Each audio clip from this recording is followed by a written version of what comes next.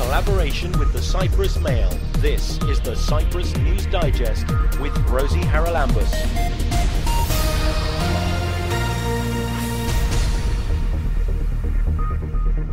67 members of the press were killed in 2022, more than 60% of them in retaliation for their work. That's according to the Committee to Protect Journalists. The topic was front and centre this week in Cyprus, with a debate held on Monday at the Press and Information Office as part of the Council of Europe's Journalists Matter campaign. On this week's programme, the Council's head of the Information Society Department tells us why the campaign is so important. How far do governments, do decision makers, do powerful people want to go to silence free speech and journalists? And you may recall the shocking assassination of Maltese investigative journalist and blogger Daphne Caruana Galizia in 2017. As part of the Journalist Matter campaign, a play about her murder was performed this week as part of the Nicosia Festival. We meet the playwright, who explains why he wrote it. So when somebody decides to kill one of the most prominent writers in Malta, it's an attack on freedom of speech. And we talk to Daphne's son, who is still working for justice for his murdered mother. There has already been a public inquiry, which we fought really hard for. The government was against it. That investigated the circumstances of the assassination, so everything that led up to it, and the cover-up that followed. And that was an important process of accountability, but it is not a prosecution. So there still has to be criminal justice for the corruption. Following the death of several journalists over the last few years, the Council of Europe has started a campaign for the safety of journalists. The event was marked earlier this week in Nicosia at the headquarters of the Press and Information Office, where they hosted a debate on the protection of journalists, the protection of democracy. One of the keynote speakers from the Council of Europe was the head of their Information Society Department, Patrick Pennings. He joined me after the debate, and I asked him to explain what exactly the Information Society Department at the Council of Europe did.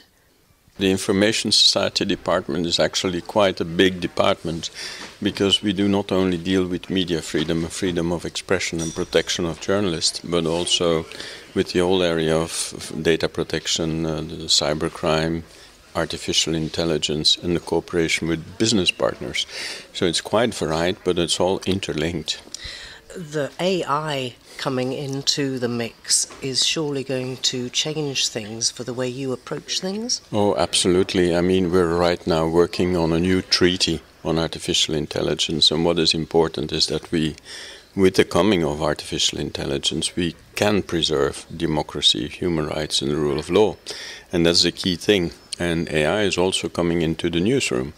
And we want to make sure that we give sufficient indications to the newsroom in order to be able to guide them in a way with regards to the use of artificial intelligence in the newsroom as well.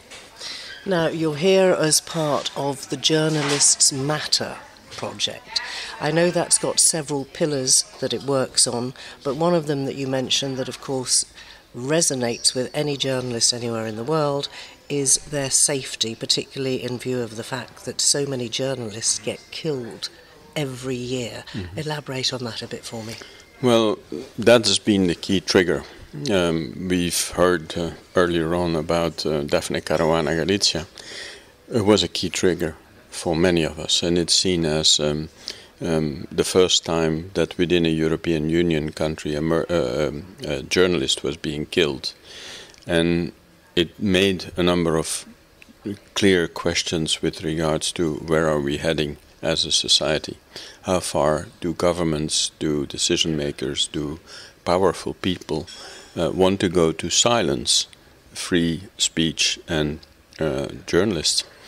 And therefore, we had been working in the past already on how to protect journalists, but it became a real urgency. That's why our ministerial conference decided to make a clear resolution about this and say we need to work together with all international organizations in order to be able to counter that, to ensure that we work together with journalist organizations and all the actors that believe in those fundamental values to go in that right direction.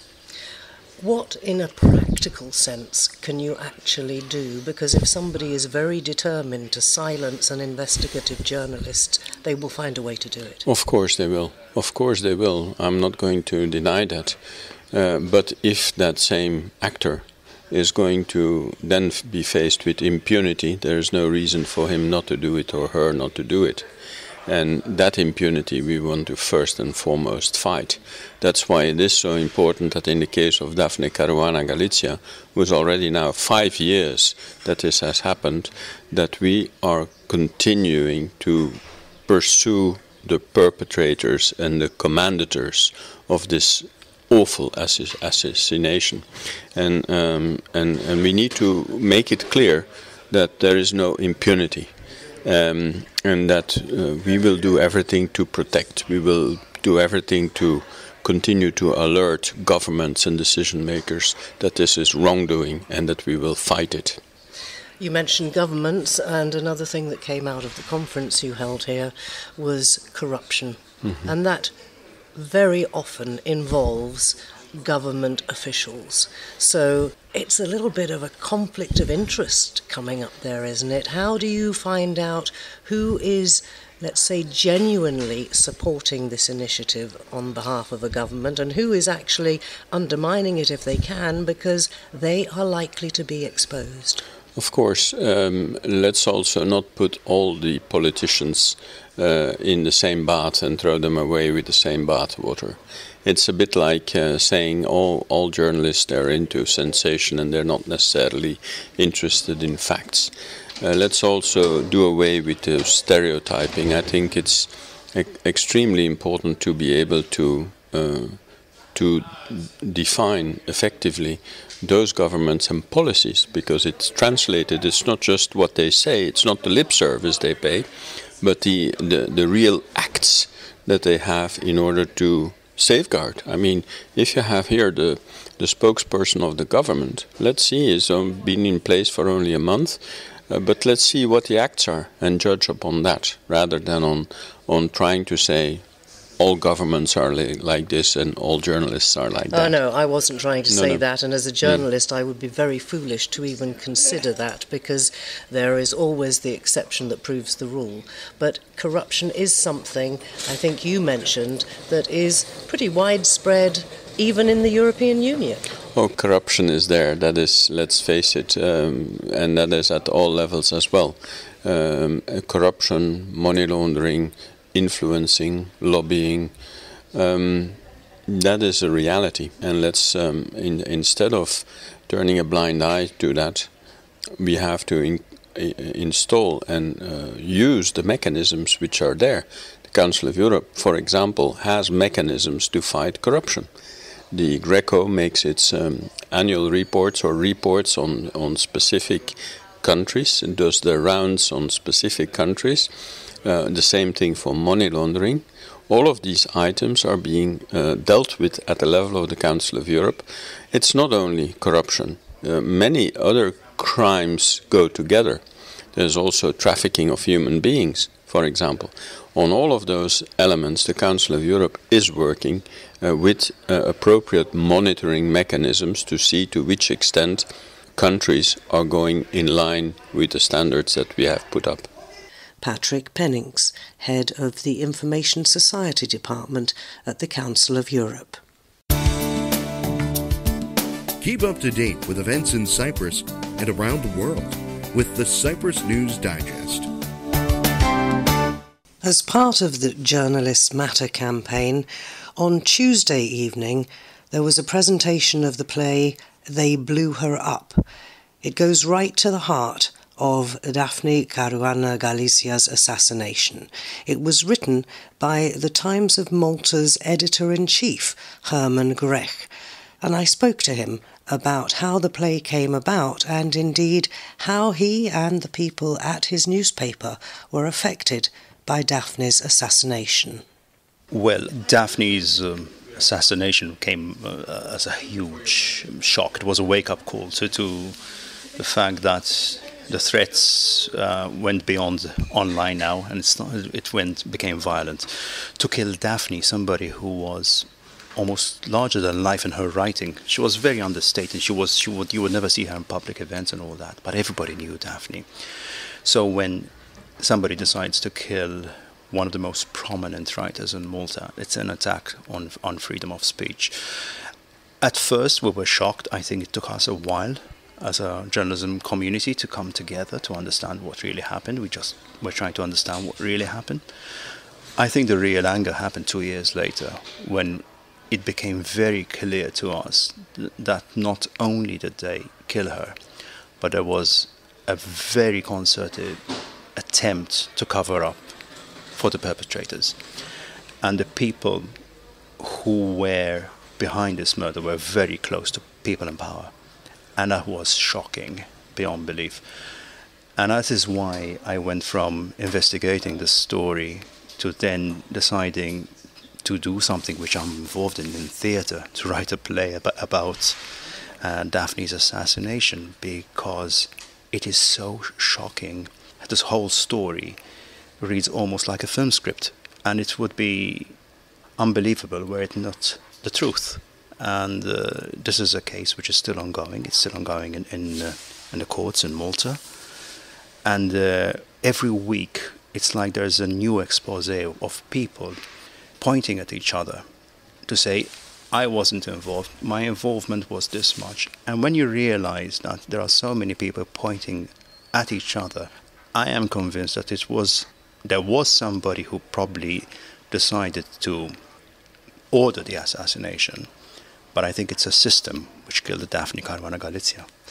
Have you noticed in the intervening years any change of attitude, not only among possibly the journalists in Malta, but also the people who may have been in the past tainted by corruption, particularly if they're in government, and the perceptions of your readers?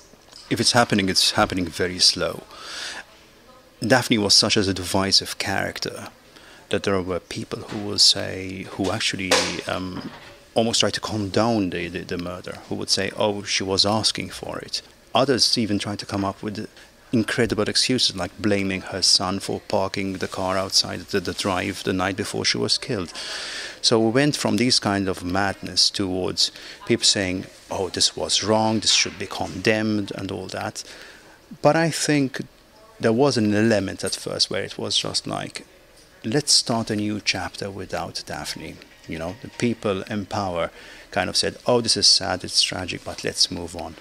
And I think as journalists and editors, we had a role to say, no, we're not just going to move on. We need to make sure that justice is served, A. B, something needs to change because journalists are under threat. C, fine, you might not kill a journalist again, whoever it is, but you are assassinating journalists softly every day on social media by trying to disenfranchise them, by calling them enemies of the state, by calling them traitors. And this is a narrative which transcends Malta. You know, this is happening all over Europe. Well, it's happening on social media every day because people tend only to consume the media reports that they agree with. And there is a total lack of media literacy for people to actually go and look at the other side of the story and make their own mind up. Is that one of the things that plays into this whole scenario? I think this is one of the biggest problems of our generation, basically, that we don't even know where we're getting our news from, because we say, oh, we saw that thing on Facebook or on Twitter, and did you check the source? Do you know if there's something behind it? So this is why the role of the independent journalism has become more crucial than ever, I think, because we're fighting against a system which is far bigger than any of us. Let me briefly ask you as well about your play and how you came to be writing that, and what was the way you approached it, because obviously you were very closely involved emotionally with the whole story. So how did you go about making that into a play that will connect with an audience? What happened is there was one particular day in November 2019 when shit hit the fan, literally, when people were really understood the involvement here, that there was not only a murder but a cover-up. And it filled me with anger. And I am lucky to have been involved in theatre for a number of years now. And I decided that one way of making sure the story doesn't die with the headlines is to write a play which could possibly travel. It just needs to be told all over Europe because it is happening in other countries. So what I did is I interviewed people who were close to the story, starting from her son. I spoke to journalists, I spoke to police inspectors, I spoke to sources of mine. And the one thing I found quite fascinating is how people were more prepared to talk to me as I was wearing the hat of a playwright rather than that of a journalist. They were being very open about what really happened behind the scenes. And I put this in a series of story. It's almost half of the play is monologues. And I tried to be as honest as possible, you know. I knew Daphne, she had her good, she had her bad, you know, we clashed, we praised each other sometimes, but I needed to be as honest as possible. I'm also aware I'm walking on legal eggshells, so I needed to be very, very careful how to write this play. But what you will see is a tragic story which is possibly happening as we speak, but it's either being covered up or as journalists who are not being exposed to the information.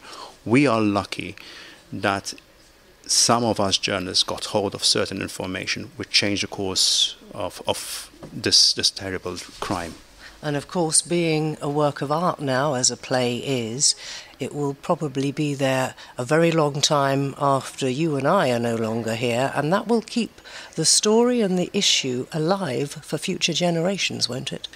I hope so, because I hate to say this, I've been a journalist for 26 years, but sometimes I find a piece of art, culture, has a longer shelf life than journalism. I hate to even be admitting this, but I've seen it in previous plays I've done where you have a captive audience and it's resonated really loud. And I hope the same thing happens with this play. Playwright and journalist Herman Grech, who wrote the play They Blew Her Up, which was performed to great acclaim on Tuesday night in Nicosia. This is the Cyprus News Digest with Rosie Haralambous. After the play had finished, the playwright, along with Daphne Caruana Galizia's son, Matthew, took to the stage for a question and answer session. It was very revealing. When that had finished, as people decamped to the lobby for some refreshment, I spoke to Matthew and I asked him first of all how far he thought that he was getting, along with other people in this field, to make the changes that clearly needed to be made when it came to freedom of speech and fighting corruption. I do think that we're getting to where we want to be, but it's a very fraught process. Things could change at any moment. Our justice system remains very fragile. There is quite a lot of anger in Maltese society, in Europe in general, at what was allowed to happen. And I don't think that that is something that will go away easily. But it remains up to civil society, I believe, to drive the change that we need. Everyone I speak to in Malta, Maltese people outside, a person I just spoke to here from Malta was in the audience, we all agree on one thing, which is that there is a vacuum of leadership in the country, and the pressure for change, or the sort of real fighters for change are in civil society. there is a lack of leadership in parliament, in government, in the state in general. But I think civil society has sort of stepped into that role. Of course, there are things that we cannot do, right? We cannot pass legislation, we cannot arrest people, we cannot prosecute, we cannot judge. But we are the ones who need to drive that change that we want to see. Right, you say civil society, and that's something we hear about all the time here in Cyprus, because one thing that did strike me watching the play was that if you just switched the word Malta for Cyprus, you were talking about us here. And the thing I always think about is it's not just civil society, is it? Everyone has a vote.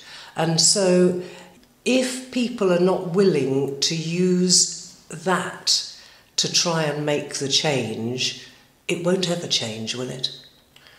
That is true, but I mean, even though it's a cliche, I really do agree that democracy is more than voting once every couple of years.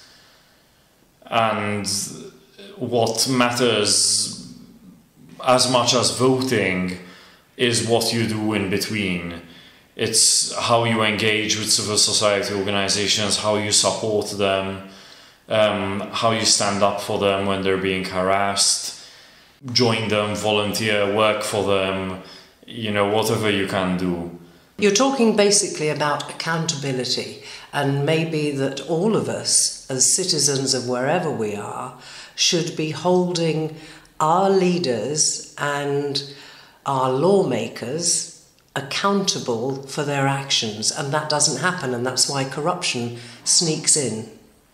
Yes, I mean, corruption sneaks in for many reasons, but I mean, one of them is when people build up a tolerance for it, when they are paid off, the government is allowed to be corrupt in exchange for certain influential groups in society getting something that they want, right? Unfortunately, when a country is in that state, it is generally only when something terrible happens that sort of throws a spanner in the corrupt works, let's say. In Malta's case, it was the murder of my mother and the campaign that followed. But we want to avoid getting to a point in any country where it requires something like that to break out of that cycle. Of course. Now then, can I be a bit more personal now and ask you how you are coping with the death of your mother? Because you worked with her, you knew the work that she was doing. She is held in very high regard by an awful lot of investigative journalists for the work that she did do and for which she was killed. How do you cope with, in a sense, presumably feeling that you would like to carry on what she did and the dangers that entails? So, I mean, right after the murder, the knee-jerk reaction of my mother's readers was, you need to step in to continue her work. And obviously I cannot do that. I'm a different person. I have different skills. I'm not as good a listener as my mother was. I'm not as good a writer. So I couldn't just step into that role. It was impossible. For me, the best way to cope is to do whatever I can using the tools and skills that I have at my disposal to achieve justice for my mother's murder. And as a result of that process, change systems, not just in Malta but also in Europe. I'm grateful that I have quite a large family and we're all on the same page about what needs to be done. We're a team of really driven people working at the foundation that bears my mother's name, the Daphne Caruana Galizia Foundation. So I always have the feeling that we're a team of people, that I work as part of a team. We back each other, we're there, sort of holding each other's hands. And this is essential. I wouldn't be able to do what I do without being a part of that team. Tell me a little bit, if you will, about the foundation. We have different objectives, but the most important of them is full justice for my mother and for her investigations. So that means justice for the murder, but also justice and accountability for the corruption that she exposed. And that hasn't happened yet? Well, I mean, people are pending trial for the murder, so we don't have closure in that respect. And no prosecution has started for the most important corruption investigations that my mother conducted. I mean, there is one, okay, that is ongoing, but it's sort of one of many important ones. Do you hold out any hope that the others will eventually come to some sort of court appearance? Yes, I do. I mean, that's a main aim of ours. There has already been a public inquiry, which we fought really hard for. The government was against it. That investigated the circumstances of the assassination, so everything that led up to it, and the cover-up that followed. And that was an important process of accountability, but it is not a prosecution. So there still has to be criminal justice for the corruption. It's interesting that one of the things that came out during the discussion after tonight's play was this business of the cover-up. It wasn't just the murder, the assassination in cold blood. It was the cover-up that followed. Now, what's happening about uncovering that cover-up? The person who is accused of my mother's assassination, Jürgen Fenech, was, before the murder, and possibly still is, one of Malta's most powerful people. He had everyone in his pocket. I mean, paying off multiple politicians, paying off the Labour Party, a finger in every pie. And that meant that there were people in government who were willing to cover for him, because they had a big interest in him staying free. And does that extend, for example, to the police force? Yes, it did. I mean, one of the most shocking things for us was when we found videos of Jürgen Fenech, I mean, drunk, you know, partying with the deputy police commissioner who was in charge of my mother's murder investigation. That, to me, was one of the most shocking things I have ever seen. It was unbelievable. It was worse than anything we could have imagined. Can we try and end this on a higher note, and let me ask you, what are your hopes for the future? That we will have full justice for my mother, full justice for the corruption that she exposed, and more globally, that we will have decreasing impunity for the murders of journalists, that what we have done in Malta will serve as an example for those fighting for justice, and will also dissuade those who are thinking about murdering journalists. Daphne Caruana Galizia, son of murdered journalist Daphne Caruana Galizia, who continues the fight, not just for justice for his murdered mother, but the fight against corruption in high places.